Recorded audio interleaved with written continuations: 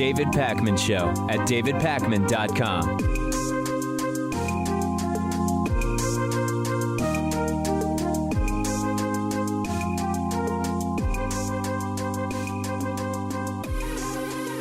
This is some of the biggest space exploration news in a long time. NASA Administrator Jim Bridenstine has announced that NASA plans to go back to the moon twice, eventually having 4 astronauts living on the moon for 2 weeks.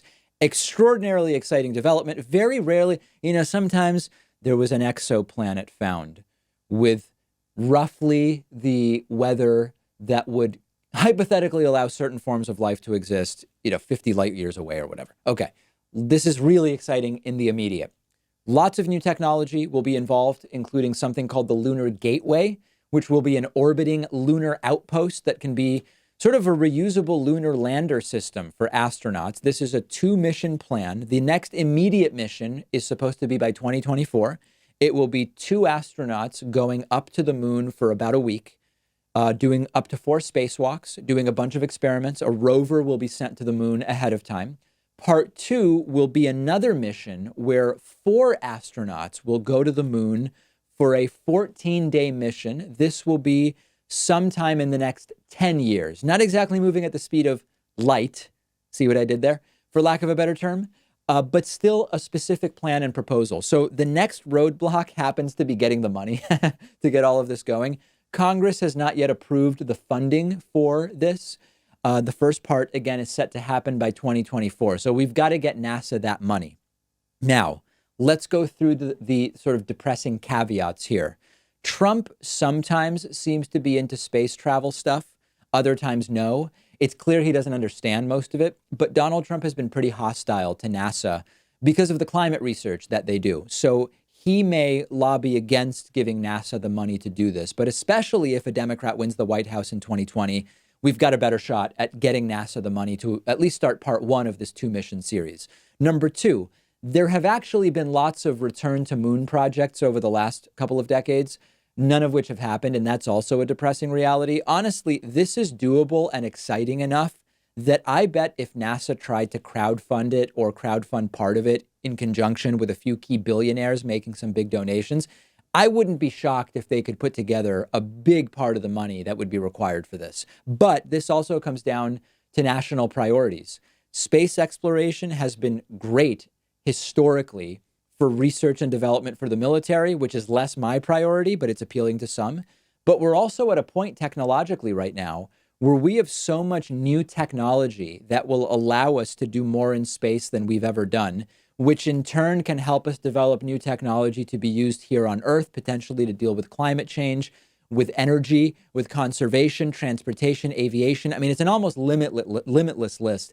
And that's why it's particularly depressing to see not just elected officials sometimes oppose this type of research. They like to say, oh, it's wasteful spending. It's depressing that even just average people get bamboozled into thinking this is not how we should be spending money. No, this is how we should be spending money. Endless wars, hundreds of military bases around the world, replacing weapons we've never used and are likely never to need, because that's the way that we've decided we're going to do some of these military industrial complex contracts with big defense contractors. That's wasteful spending, pushing the limits of humanity into space for the potential betterment of science and technology. That actually seems like a good use of money, both economically and culturally, for geopolitical relations. And yet it's just so damn depressing. You have a large contingent of our elected officials and even just of people in our country that oppose it. And I wish it would change. I don't know what needs to happen for it to change, but at least this hopefully is the start. Hopefully it's the catalyst of getting back to the moon. A very common refrain, by the way, is every time the idea of going to Mars is mentioned, whether it's the Mars One project or NASA doing it or some other company, you have a lot of people who say, listen, we got to get back to the moon. We haven't been to the moon for decades. We've got to do that first. Here's a proposal to do it. And I hope that this is something that happens. I look forward to it.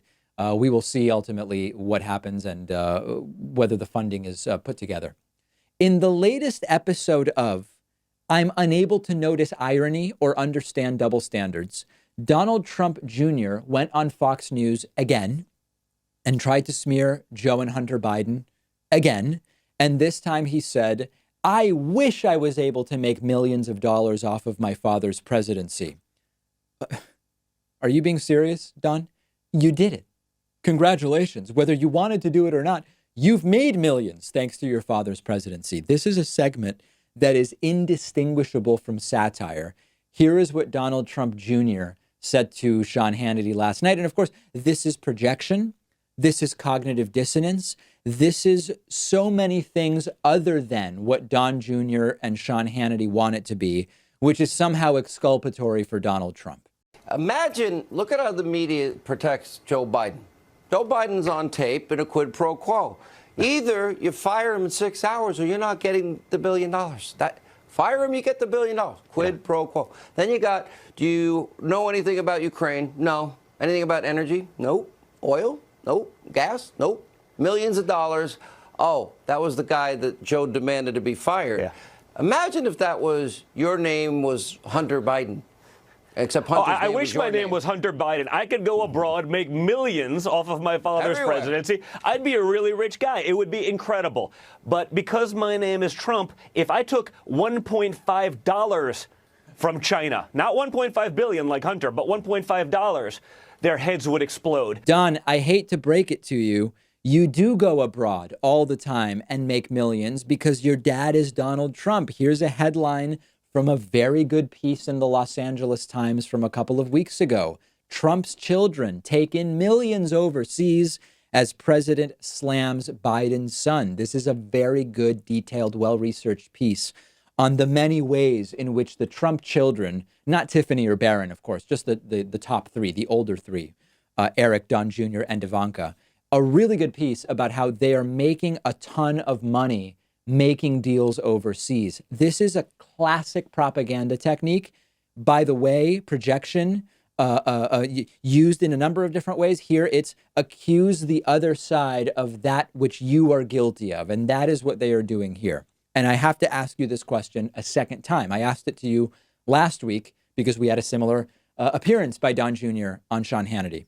Are you this stupid, Don Jr., or do you just think that the Fox News audience is stupid enough not to see straight through your BS arguments here? Unfortunately, he may be this stupid, but it actually seems many of the supporters are as well. Because if you look around online in the typical Trumpist enclaves, or even if you talk to Trumpists in real life, they've fallen for talking points like, oh, Trump's losing millions by being president. He's not doing this for himself. He's at a loss for being president of the United States. What? Another talking point they've fallen for. The Trump kids are no longer doing deals. They are just advising Trump. No, that one is demonstrably untrue. It's actually sickening how far we've been desensitized. Think for a moment, if a Clinton or an Obama had brought on half their family as advisors while they were simultaneously monetizing their positions to the tune of hundreds of millions of dollars a year, do you think that there would be the same flippant lack of concern from right-wing media and from Trumpists about what was going on? Of course not. Do you think that if Chelsea Clinton had sat in for Hillary's Secretary of State at the G20, that Republicans would be doing anything other than scandalizing it 24/7 on media? No. And instead, you've got Trumpists not only looking the other way about Ivanka and Eric and Don Jr., while playing, as they play a huge role in Trump's administration, some of them are actually going out and almost defending them like martyrs who are willing to forego millions of dollars just to help the United States. Oh, wow, what a martyr Ivanka is, and Don Jr. and Eric Trump, which is, of course, completely bogus, and it's inaccurate, given that they aren't actually foregoing anything. Now, I have one other idea on this. Is it possible that what we see and interpret as ignorance or cognitive dissonance from Trumpists, when we see a Trumpist defend this stuff, is it possible that it's not actually ignorance, that it's not actually cognitive dissonance? Is it possible that Trumpists see themselves in Trump and his kids and their nepotistic corruption, and they want to be like him, and they know if they were in their positions, they would do the exact same thing to self-enrich through the presidency? But they can't say that out loud because it would look bad. So they just defend it in these other ways by saying, oh, Trump's losing money by being president, or just denying the facts on the ground. Is it possible that that's why we are seeing what appears to be ignorance and cognitive dissonance? I don't know. I'm asking the question. Let me know what you think in a YouTube comment if you're watching on YouTube. Otherwise, I want to hear from you on Twitter @DPacman. And make sure while you're there, follow @DavidPacmanShow on Twitter as well to get all of the latest show content delivered to you concisely and in a timely manner in your Twitter feed. Quick break, and we will be right back with much, much more after this. The David Pakman Show at davidpakman.com.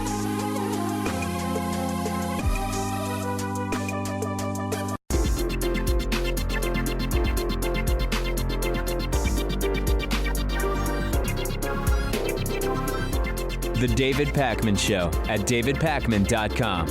Today's new members of the day are Graham Tremper and Amy Budke. Graham and Amy, thank you so much. I really appreciate your support. I hope you'll join Graham and Amy by signing up. It takes under 60 seconds with just normal, not particularly manic computer use. In under a minute, you can sign up.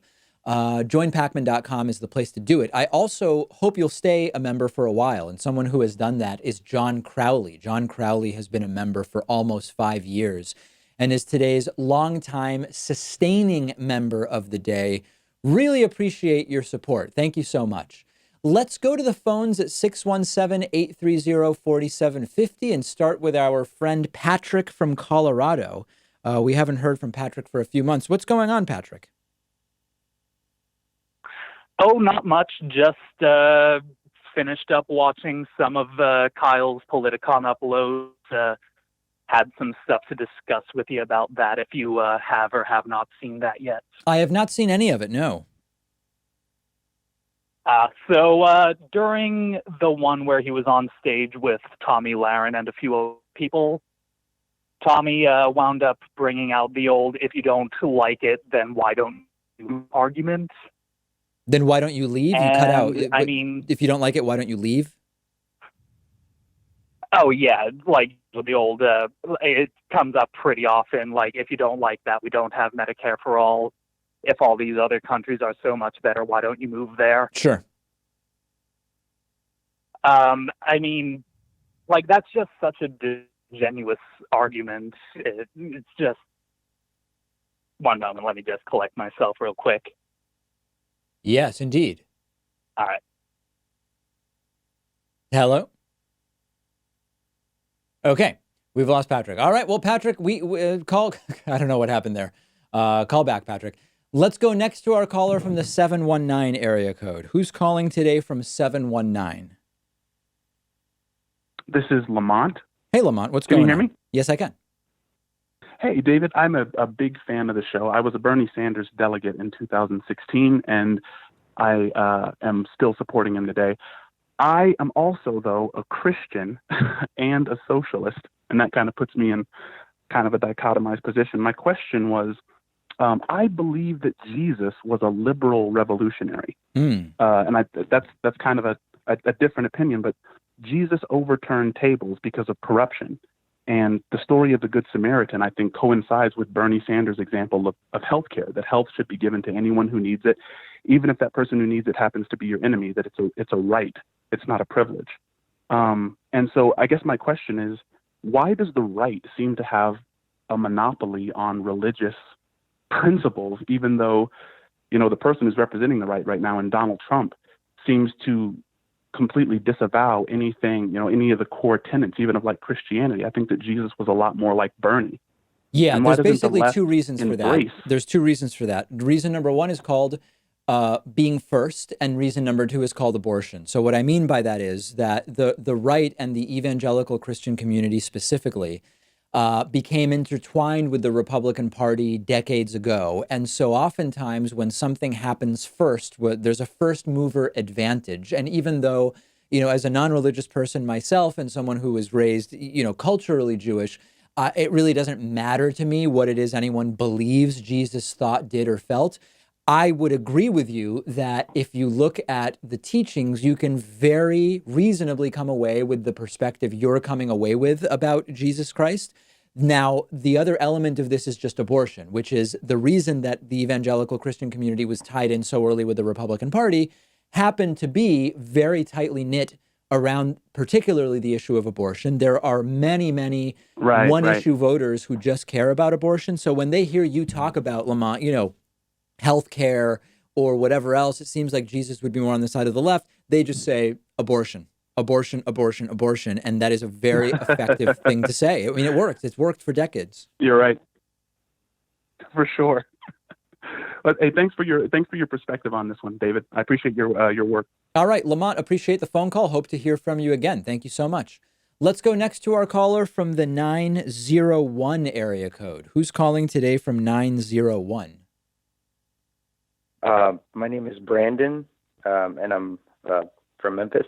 Hey, Brandon, what's going on? Nothing much. I'm really happy to be that you took my call. Thank you so much. My pleasure. Well, first of all, I just wanted to say that I really appreciate what you do, and being someone who lives in Memphis, Tennessee, it's really nice that I get to enjoy a rational perspective. Thank you. On YouTube in the environment that I'm on. You and Kyle Kalinske and Bo of the Fifth Column are kind of my guys.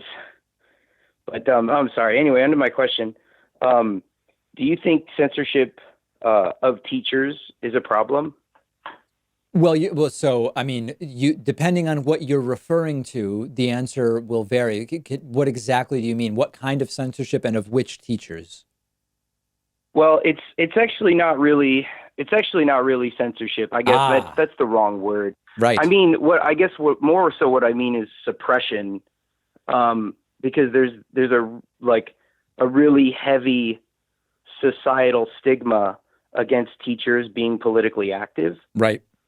And I know a lot of teachers, and a lot of them are afraid to say certain things online because they're afraid of, getting fired and things like that. So there's a couple different things going on here. There's the idea of teachers being forced not to be political in the classroom, or if they're going to be political, it has to be for one side or the other, depending on the whims of the school district. And then there's the issue of teachers being activists outside of the classroom. I'm not aware. Let me put it a different way. I know many teachers in different parts of the country who are activists, and they go to climate rallies and they go to whatever it is. And it has never caused an issue in the classroom because they're not talking about that stuff in the classroom. So that's number one. Are you talking about teachers that are like fired because they did something outside of work? Well, it's a fear of that. It's the fear that if I go on social media and say or protest, or if I go out in the streets and do something, that there's going to be repercussions on me in my workplace. And that's why a lot of the teachers that I know completely avoid the subject, which I thought was funny, considering the largest percentage of Bernie supporters, I think, was reported that they were teachers. And I just thought that was interesting. I'm not. So if they're choosing to not be activists because they're afraid of being fired, then that's a problem. And I think that they should be able to do whatever activism they want to do outside of the classroom. Where it starts to get dicey would be hypothetically if they're advocating for something, that would be problematic in the way it would relate to being around kids. But I don't know that I necessarily need to steelman that. I mean, those cases are extremely few and far between. I think the more interesting discussion, quite frankly, Brandon, is the one about in the classroom, because this idea of teachers shouldn't be political in the classroom. And I've talked about this before. In college, I have no problem with teachers being more political in the classroom if the subject matter relates to politics, and in many ways it does. If you're in a Calculus 2 class, it doesn't seem like there's really a place for politics. But if you're teaching sociology or communication or whatever the case may be, it's unreasonable to imagine that being extricated from the political world. And I'm okay with political biases coming out in the classroom from teachers, as long as they're identified as such and no one's voice is being suppressed or whatever the case may be. In elementary school and high school, it's a different situation. And I think particularly in classes that don't relate to politics, I can understand why parents would prefer that politics not be a part of the curriculum. And I don't know many people who argue against that, quite frankly.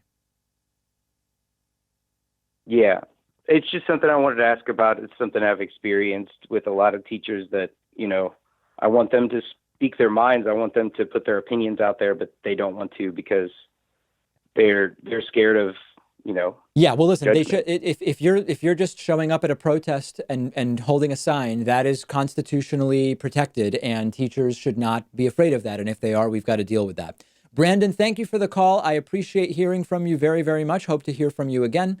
Let's go next to our caller from the 336 area code. Who's calling today from 336?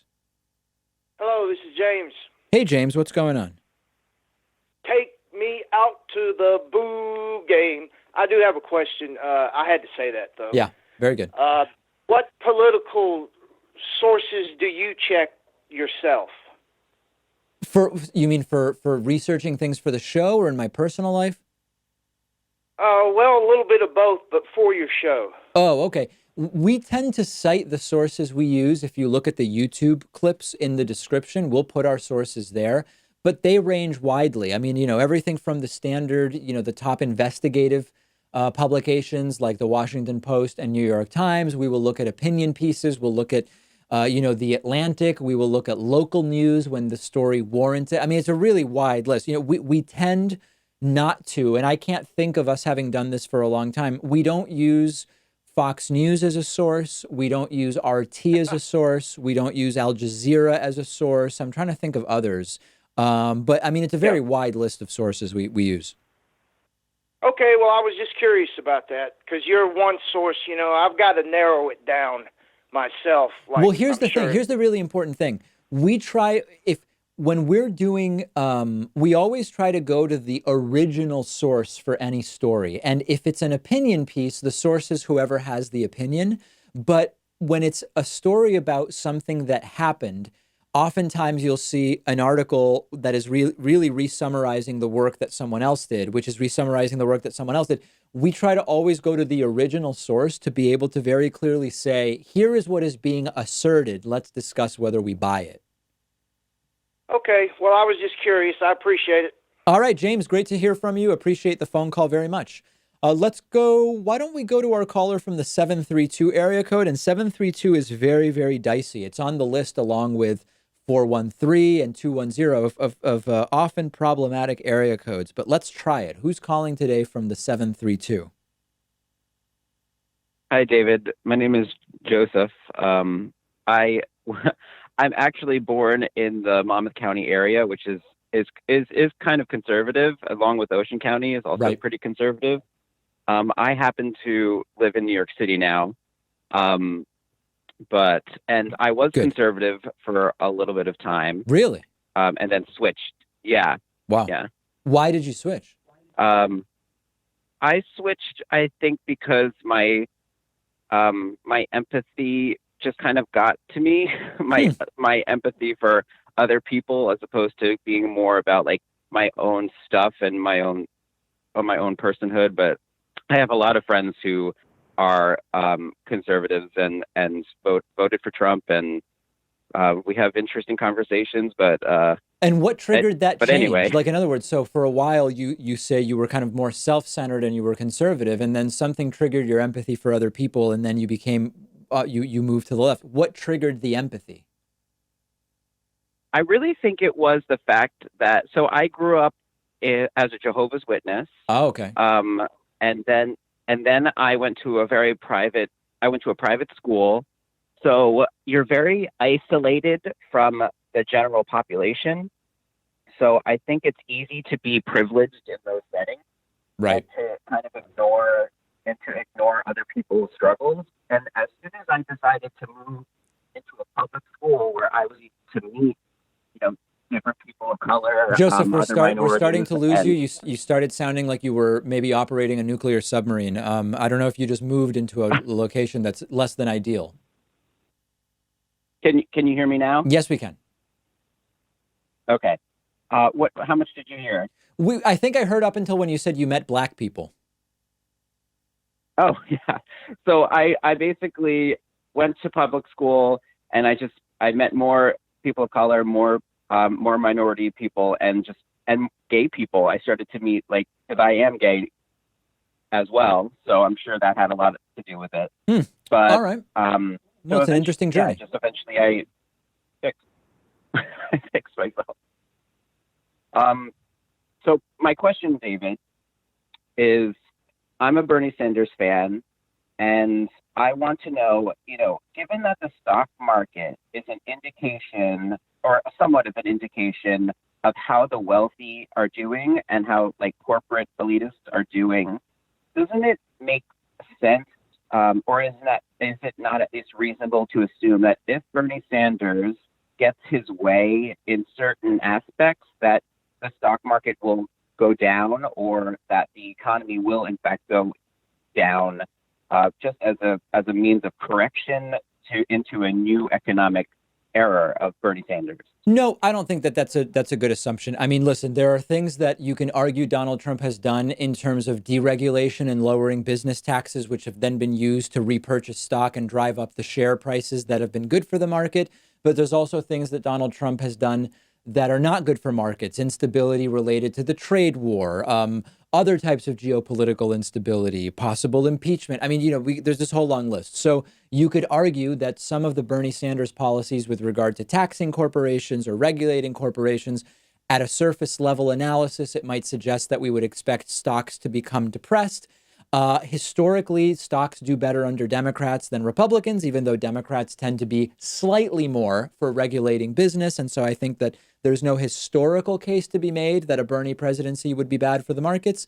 And I think that in the same way that you can argue some of his policies might pull down stock prices, a lot of what Bernie wants to do in terms of making it demand side stimulus, making sure people aren't at risk of going bankrupt because of a healthcare bill, for example, and other ways that he would free up capital for people to use in a disposable income way, will be beneficial to the economy and to some of those corporations. So I reject the premise that you're proposing here. With peace and love, I reject it. Of course. I just wanted to ask what your thoughts are. Yeah. Thank you. All right, Joseph, very good to hear from you. Very interesting story. Let's take a quick break. If you're holding, don't hang up. We will go right back to the phones just after this. The David Pakman Show at davidpakman.com.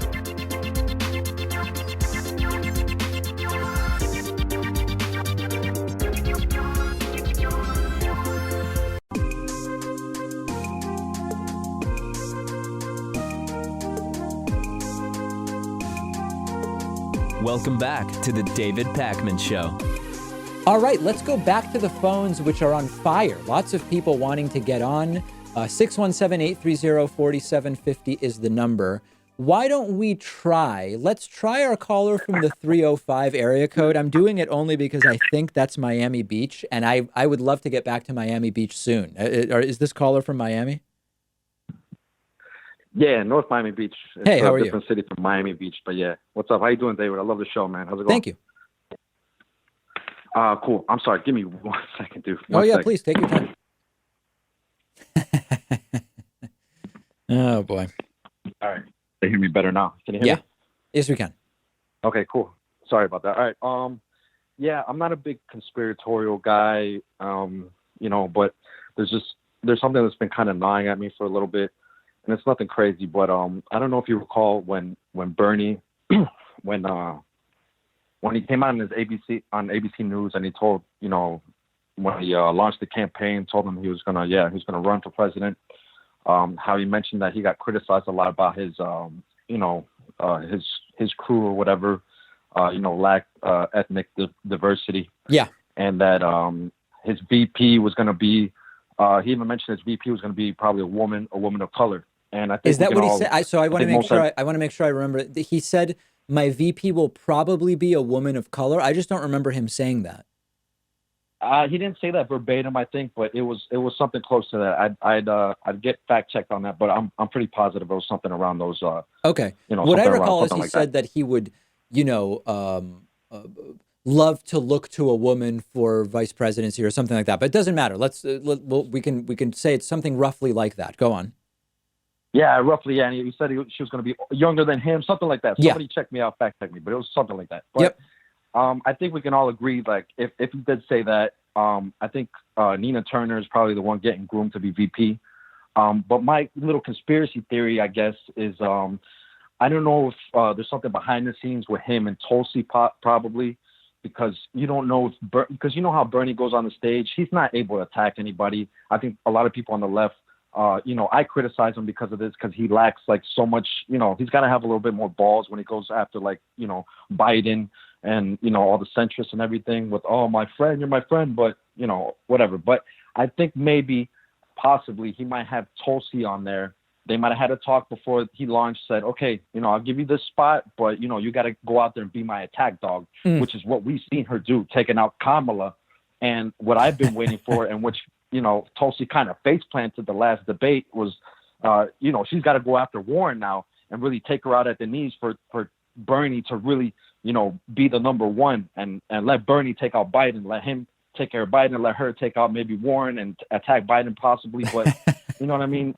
Listen, okay, so let's go through this in pieces. Let's go through this piece by piece. So you're not the first person to bring up the idea that Bernie has alluded to Tulsi being his vice presidential running mate. I think it would be a disaster, but that's not what this phone call is about. We're talking about the merits of whether it's likely to happen. I don't have any particular reason to think that that's what Bernie's plan is, nor do I have any particular reason to say it's definitely not Tulsi. What you're bringing up has been mentioned by others, and it could be. Where I think your analysis may go wrong is if you look at the polling data, I don't know that Bernie wins by attacking Biden because a lot of Biden voters like Warren.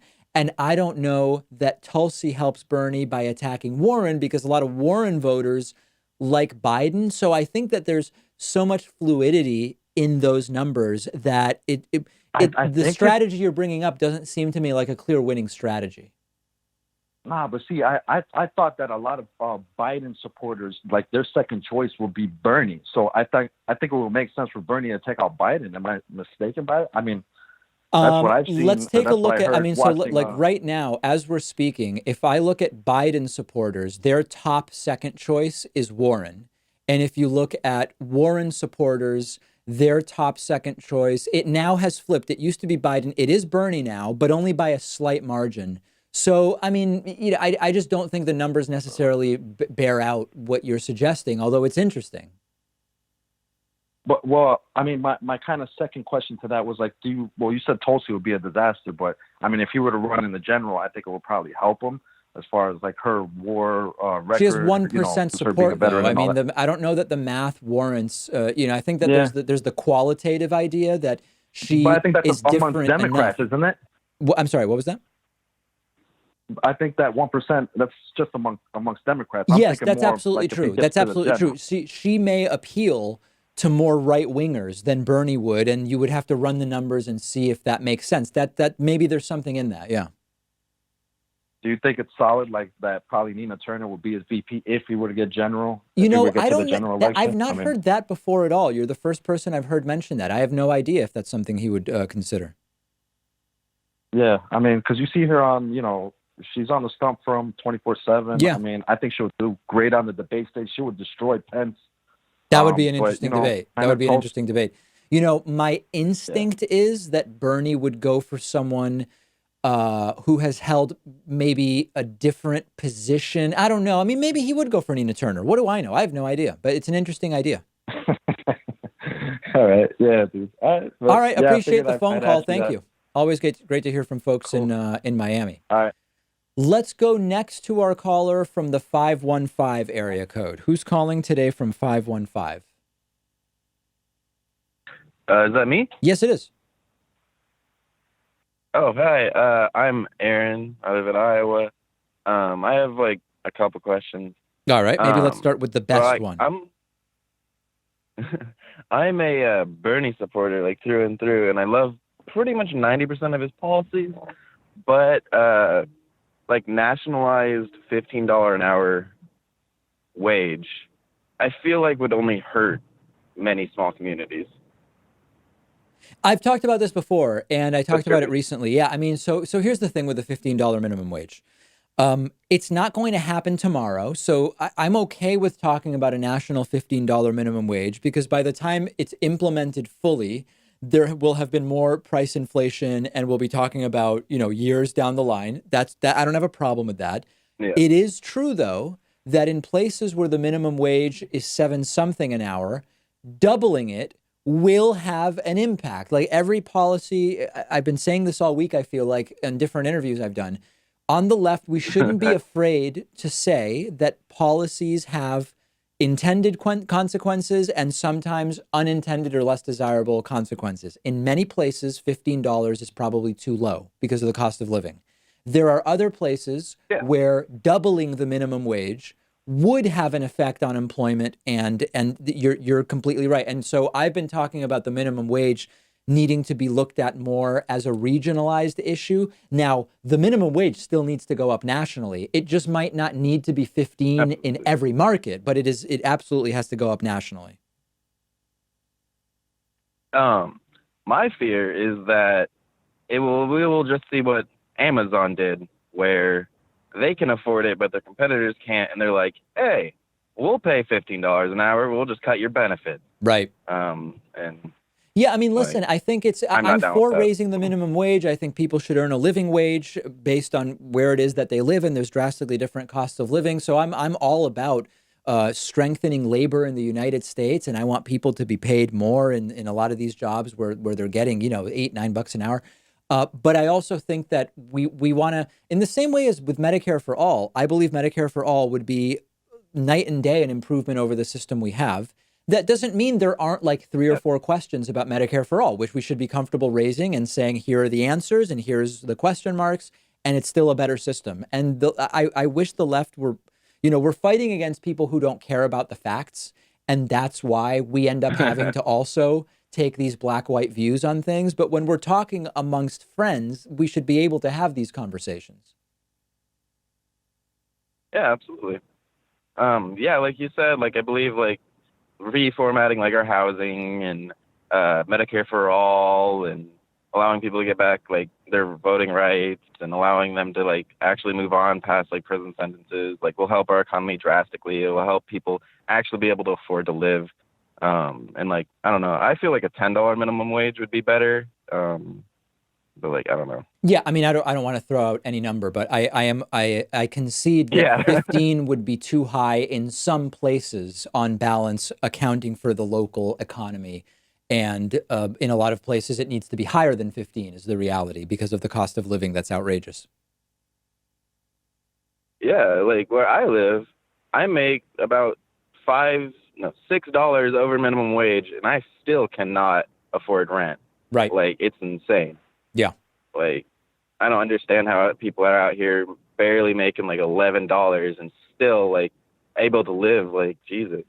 Well, a lot of times they can't, or they have to live really far away, which increases absenteeism. And, it's a whole cycle of problems that we've talked about with many externalities. All right. I appreciate the call. Thank you for calling in today. Yep. Thank you. All right. Thank you. I apologize to everybody I did not get to, but alas, we are out of time. We will take calls again, including during live streams upcoming and next week as well. The David Pakman Show at davidpakman.com.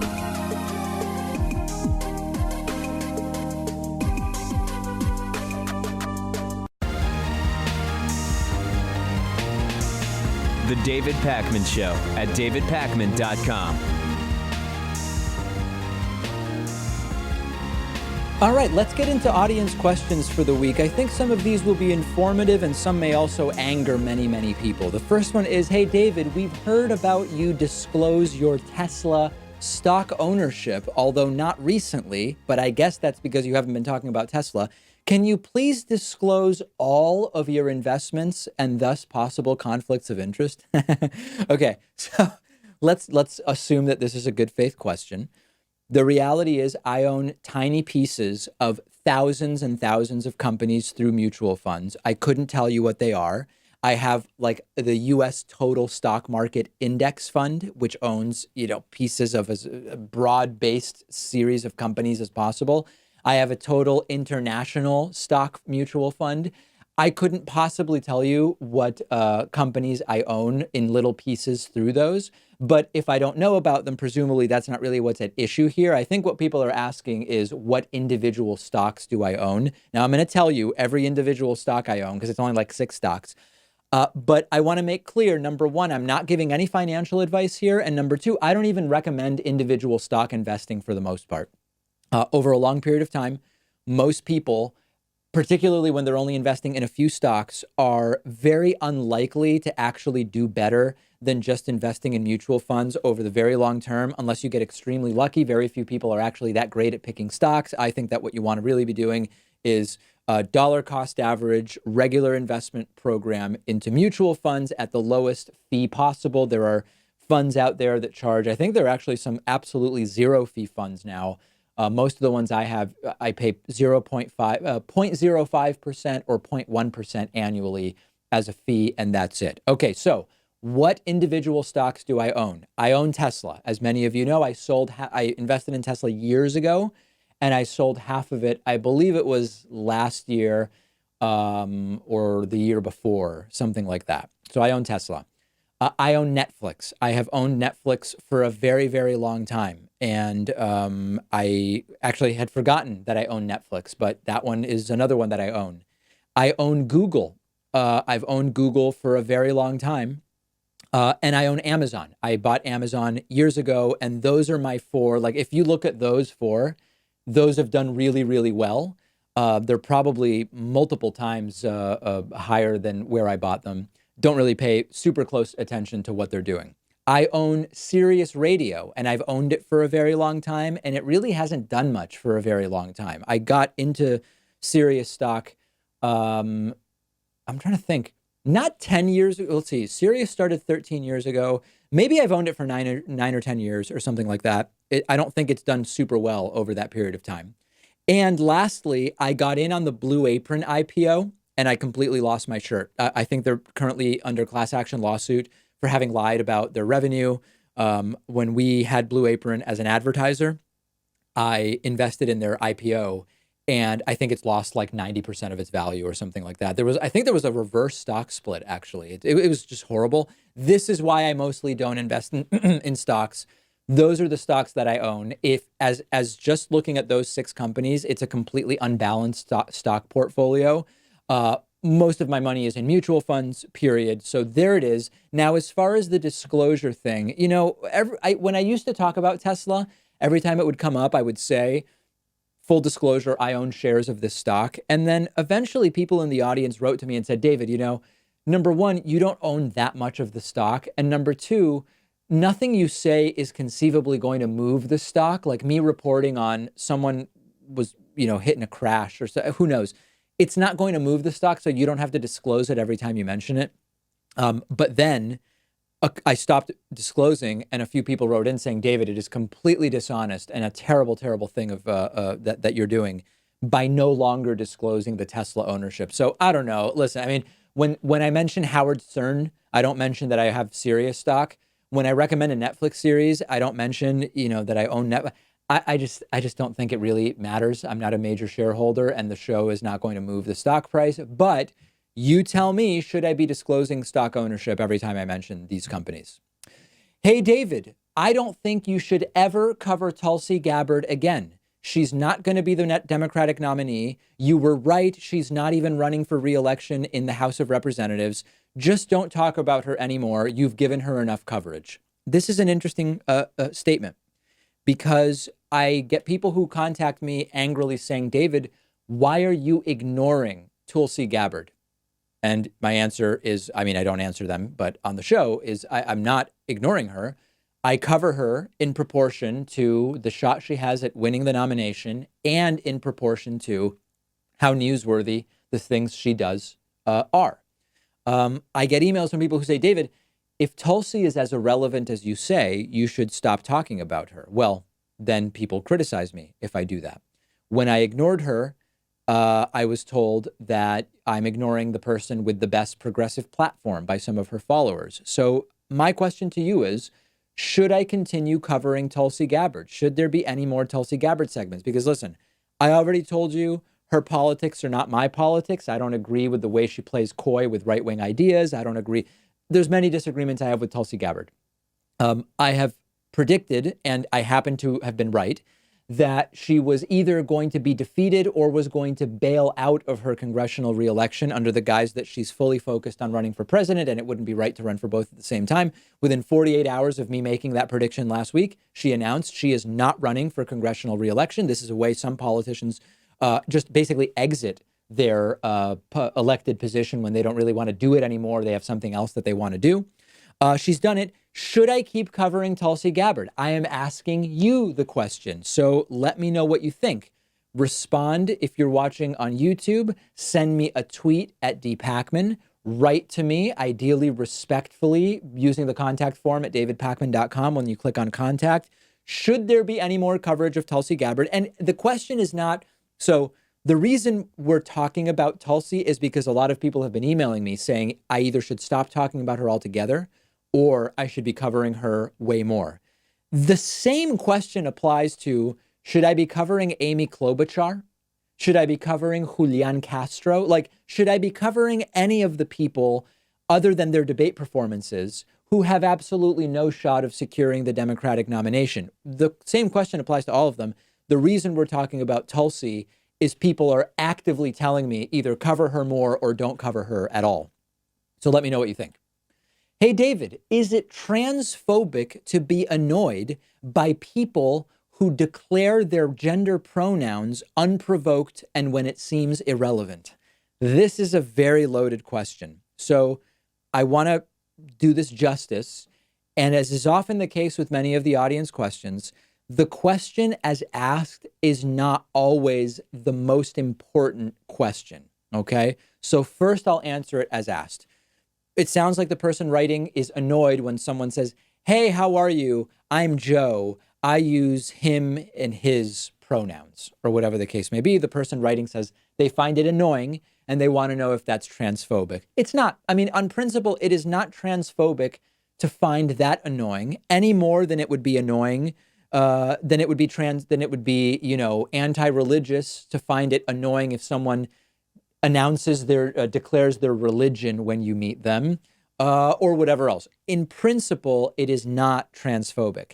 That being said, if you proactively don't care about addressing people the way they want to be addressed, then you could argue that that starts to sort of border on being transphobic in some sense of the word. But this really comes down to, what is it that's annoying you about it? Are you annoyed that trans people want to be treated like others? That's transphobic. Are you just annoyed because you don't find it necessary as a pretext to have a normal conversation with anybody? Then that's not transphobic whatsoever. Here's where I think this starts to actually become an issue that we should be talking about. And I've talked to a lot of college professors about this. My mom is a college professor. My sister goes to a school where 1 year they started doing, when you go around the class on the first day, everybody announces their gender pronouns, then they stopped. I think that that is not a good idea. I don't think that it's a good idea in a college classroom to say, let's go around the room, everybody say hello, tell me your major and tell me your gender pronouns or whatever. And there's a few reasons why I think that that's not the best thing.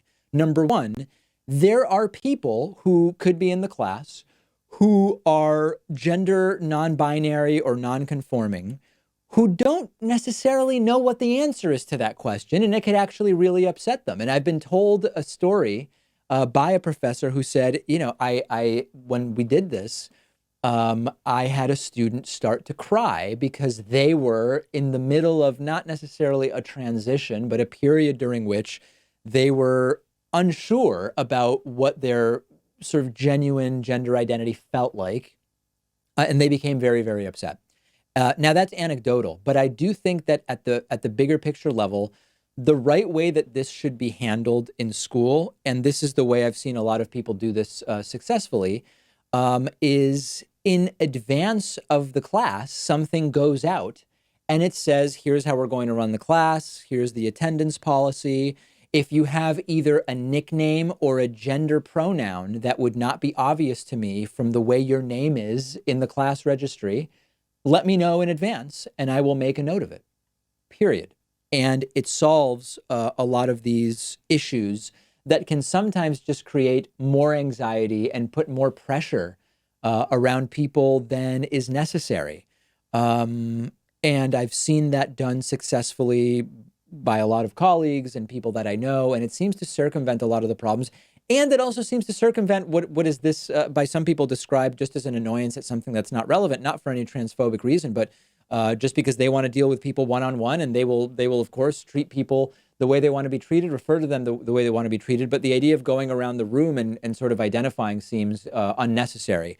I want to hear from you about it. I have no problem having my mind changed, but from all of the college professors I've spoken to, the idea of the declaration of gender pronouns as we go around the room seems to me unnecessary and sometimes potentially problematic. I know there will be people who will write in and say, David, that's transphobic.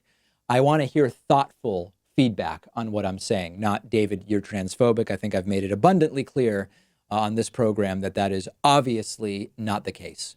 We've got a great bonus show for you today. Get instant access to it 2 ways. Become a member at www.joinpacman.com. Become a patron at least the $5 level at patreon.com/David Pakman Show. Tremendous bonus show today, and I look forward to speaking to you then.